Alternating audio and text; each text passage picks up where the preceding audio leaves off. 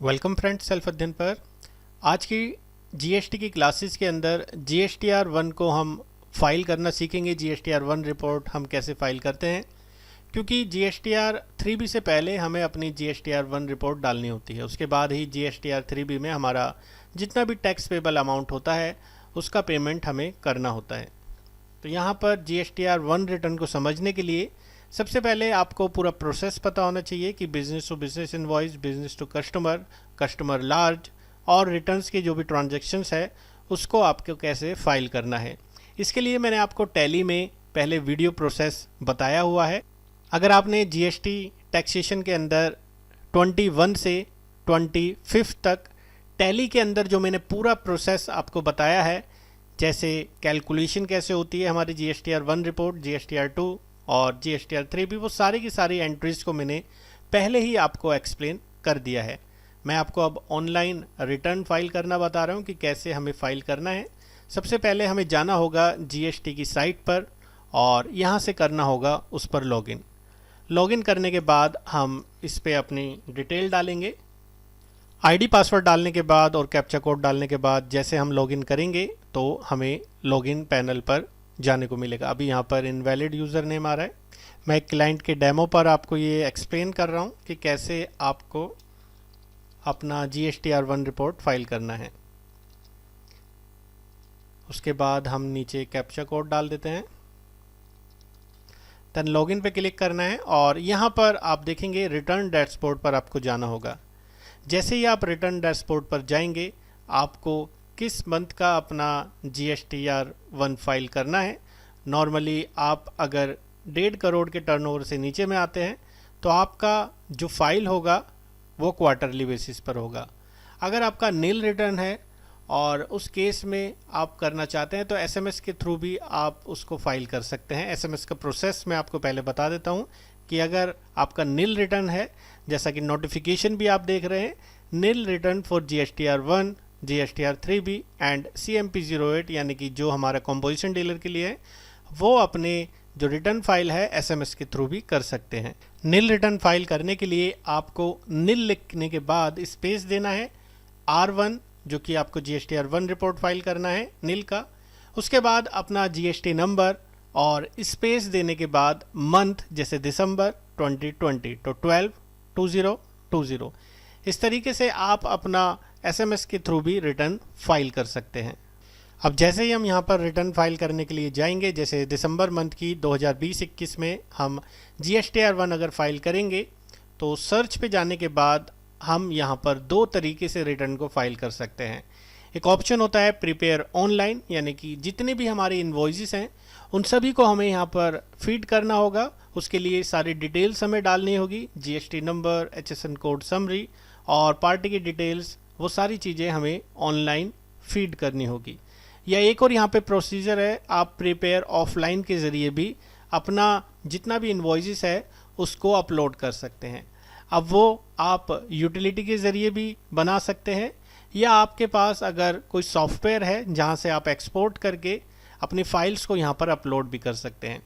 For example, मैंने आपको tally में बताया था कि आप रिपोर्टिंग जो करेंगे, जैसे डिस्प्ले मोर रिपोर्ट में अगर हम जाते हैं जीएसटीआर रिपोर्ट पर और जीएसटीआर 1 पर, तो सपोज़ मैं यहाँ पर एक मंथ की आपको एक्सप्लेन कर देता हूँ। यहाँ पर मेरी सारी रिपोर्टिंग्स आप देख पाएंगे, B2B, B2C large, B2C small, credit debit note, आपकी जो एंट्रीज़ हैं, एक्सपोर्ट इन्वॉइस, टैक्स लाइबिलिटी, या जो भी आपकी एडजस्टमेंट और नील रेटेड इन्वॉइसेस हैं, उन सभी को आप यहाँ से भी एक्सपोर्ट करके वहाँ अपलोड कर सकते हैं। आपको करना होगा एक्सपोर्ट, और एक्सपोर्ट के बाद आपको यहाँ से करना होगा ई रिटर्न। यहाँ से 3 ऑप्शंस आपको दिखाई देंगे, CSV, एक्सेल और जेसन फाइल। आप जिस फॉर्मेट में यहाँ से एक्सपोर्ट करेंगे, जिस पाथ पे आप एक्सपोर्ट करेंगे, ये सारी रिपोर्ट्स उस फॉर्मेट में आपके पास सेव हो जाएगी। एंड आपको अपने पोर्टल पर आना है, प्रिपेयर ऑफलाइन पे, एंड यहाँ से चूज़ फाइल का ऑप्शंस आप देखेंगे, जहाँ पे आप अपनी फाइल को यहाँ से इंपोर्ट कर सकते हैं। एक तरीके से आपकी जितनी भी डिटेल्स होंगी अब वो यहाँ पर इंपोर्ट हो जाएगी। तो मैं यहाँ पर जेसन फाइल यहाँ से एक्सपोर्ट कर देता हूँ, एक लोकेशन डाल देता हूँ D ड्राइव पर, और डी ड्राइव पर डालने के बाद यहाँ से GSTR1 रिपोर्ट्स को पास कर देते हैं। तो यहाँ से हमारी एक्सपोर्ट हो चुकी है GSTR1। आप देखेंगे ये फाइल हमारी यहाँ पर है और इसी को हमें वहाँ पर इंपोर्ट कराना है। तो हमें जाना होगा अपने पोर्टल पर, चूज़ फाइल पर जाना है, डी ड्राइव जहाँ पर हमने अपनी GSTR1 रिपोर्ट को एक्सपोर्ट किया है, या जहाँ भी आपके सॉफ्टवेयर से GSTR1 रिपोर्ट एक्सपोर्ट हुई है या ऑफलाइन यूटिलिटी के ज़रिए आपने एक्सपोर्ट की है, तो उसे यहाँ से आप अपना ओपन करा देंगे। यहाँ पे हमारा एरर इसलिए शो कर रहा है क्योंकि हमारी जो फाइल है टैली की वो एंट्रीज़ बहुत पुराने मंथ की है और जुलाई के मंथ की लगभग है, और हम जो फाइल कर रहे हैं वो दिसंबर मंथ की कर रहे हैं, इसलिए यहाँ पर हमारा एरर आ गया है। हम वापस से आ जाते हैं डैशबोर्ड पर, और डैशबोर्ड के अंदर आप फिर से जाएंगे फाइल रिटर्न पर। देन आपको यहाँ से जाना होगा फिर से मंथ लेते हुए, आपको जाना है प्रिपेयर ऑफलाइन पे। एक्चुअल में अगर हम दिसंबर मंथ की यहाँ पे GSTR1 फाइल कर रहे हैं तो हमें जहाँ से एक्सपोर्ट करनी है फाइल वहाँ पे पीरियड बदलना पड़ेगा। जैसे Alt F2 से टैली में मैं 1 दिसंबर से 31 दिसंबर का अगर फाइल कर रहा हूँ तो आप देखेंगे यहाँ कोई डेटा नहीं है और मैंने गलत डेटा को वहाँ पर इंपोर्ट कराया, तो उस वजह से वहाँ पर वो एरर हमें शो करा। अगर हम ठीक तरीके से यहाँ से एक्सपोर्ट करते हुए वहाँ अपलोड करेंगे तो हमारी फ़ाइल प्रोसेस में चली जाएगी। यहाँ पर एग्जाम्पल हम दूसरा देखते हैं। हम फाइल को यहाँ पर डाउनलोड कर लेते हैं। यूटिलिटी को यहाँ से डाउनलोड करने के बाद हम उसके अंदर डिटेल्स फीड करेंगे और GSTR1 रिपोर्ट को फाइल करेंगे। यहाँ से सॉफ्टवेयर को डाउनलोड कर लेते हैं। डाउनलोड के बाद नीचे उस फोल्डर को हम एक्सट्रैक्ट करेंगे और एक्सट्रैक्ट करने के बाद GSTR ऑफलाइन टूल को हम इंस्टॉल करेंगे। तो इस प्रोसेस के लिए थोड़ा सा टाइम लगेगा। यहाँ पर हमने इसको एक्सट्रैक्ट कर लिया है। उसके बाद फोल्डर में जाते हुए GSTR1 की जो फाइल है उसको हम यहाँ से रन कर देते हैं। जो यूटिलिटी हमें प्रोवाइड होती है gst.gov.in की वेबसाइट से, यहाँ पर डेस्कटॉप पर उसका शॉर्टकट आइकन बन जाएगा।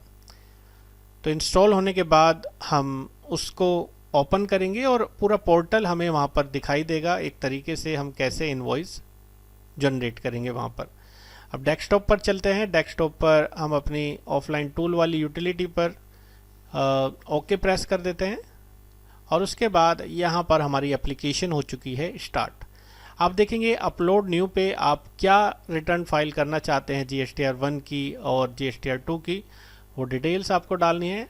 अपना GST नंबर यहाँ पर डालना है, फाइनेंशियल ईयर यहाँ पर चुनना है और यहाँ पर उसको फाइल करने के लिए प्रोसीड्स करना है। तो डिटेल्स हम यहाँ पर फीड कर देते हैं। एग्जांपल के लिए GST नंबर हमने यहाँ पर टाइप कर दिया है। मंथ यहाँ पर ले लेते हैं जिस मंथ का हमें GSTR1 फाइल करना है।